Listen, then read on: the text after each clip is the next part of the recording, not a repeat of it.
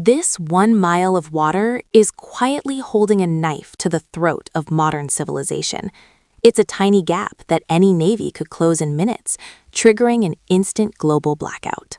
Most people don't realize that 20% of the world's total energy supply passes through this single point.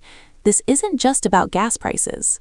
Every EV, every medical device, and the very grid that powers your home depends on a constant flow through this corridor.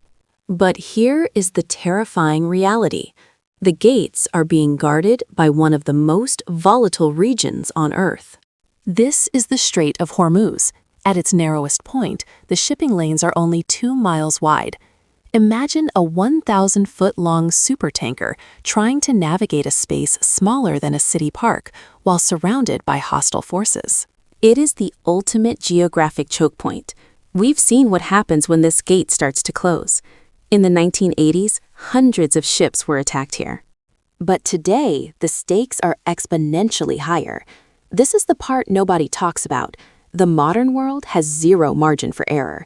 We don't have massive stockpiles anymore. We rely on just-in-time delivery.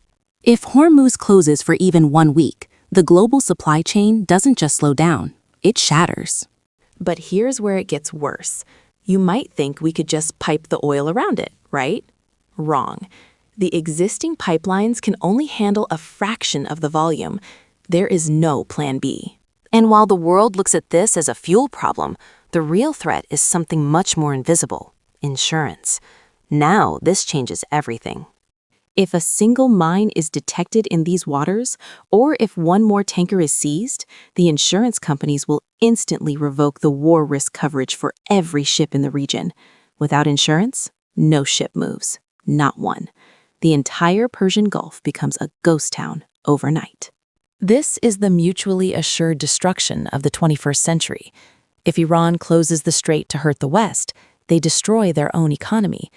If the West pushes too hard, they trigger a global depression that makes 2008 look like a minor dip.